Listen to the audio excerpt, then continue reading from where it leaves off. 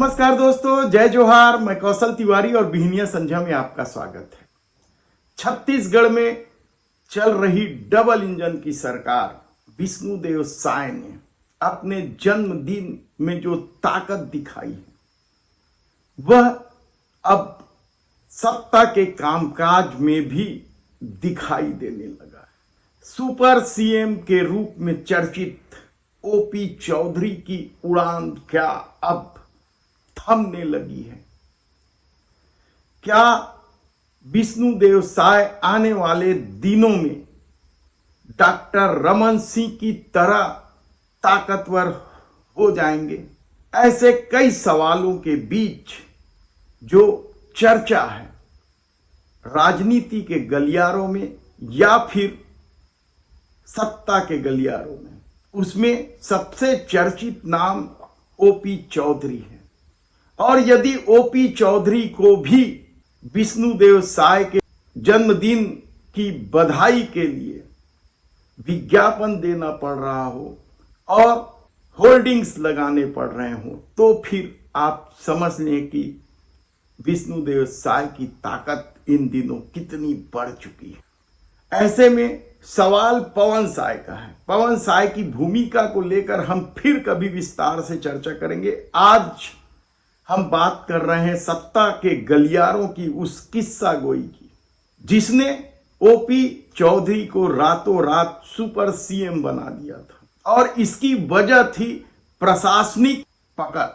हालांकि ओपी चौधरी ने कभी भी संगठन में पकड़ की कोशिश नहीं की। वे प्रशासनिक पकड़ के आश्रय अपने को सबसे ताकतवर बना रहे थे, और यही वजह है कि उन्होंने जनसंपर्क विभाग हो या फिर मुख्यमंत्री सचिवालय हो, सब जगह अपने लोग बैठाए थे या अपने जूनियरों को जिम्मेदारी दी थी। जनसंपर्क जैसे महत्वपूर्ण विभाग में भी यदि 2006 बैच के अधिकारी मित्तल जी कुर्सी में हैं तो इसका मतलब आप खुद तय कर लीजिए। ऐसे में मुख्यमंत्री सचिवालय हो, मुख्यमंत्री के ओएसडी हो, तमाम जगह जिलों के कलेक्टर हो, सब जगह ओपी चौधरी की इसलिए जम रही थी या इसलिए ओपी चौधरी की चल रही थी क्योंकि सब जगह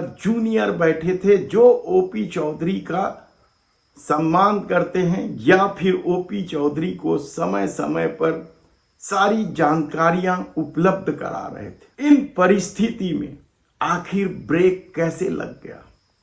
आखिर ओपी चौधरी के इस उड़ान पर कहां रुकावट हुई? इसे आप अल्प विराम भी कह सकते हैं, क्योंकि राजनीति में किसी की ताकत पूरी तरीके से खत्म नहीं होती। कहा जाता है कि इसकी सबसे बड़ी वजह है दिल्ली से आए सुबोध सिंह। छत्तीसगढ़ कैडर के अधिकारी हैं और ओपी चौधरी से सीनियर है। कहा जा रहा है कि उनकी नियुक्ति के बाद अब सीएम सचिवालय से सभी तरह की सूचनाएं अब ओपी चौधरी को नहीं मिल पा रही। यही नहीं, कई जिलों में अब सीनियरों की नियुक्तियां होने लगी हैं। हालांकि ओपी चौधरी ने जिस तरीके से खेल खेला था प्रशासन के भीतर, कहा जाता है कि उसकी वजह से एक पत्ता भी यदि खड़कता था तो ओपी चौधरी को इसकी जानकारी हो जाती थी। यही वजह है कि जब बिलासपुर में कमिश्नर की नियुक्ति हो गई थी तो 2 घंटे के भीतर वह नियुक्ति आदेश रद्द हो गया था। और ऐसे कई उदाहरण हैं जब आप देखेंगे कि ओपी चौधरी के हस्तक्षेप के बाद सरकार को निर्णय बदलना पड़ा।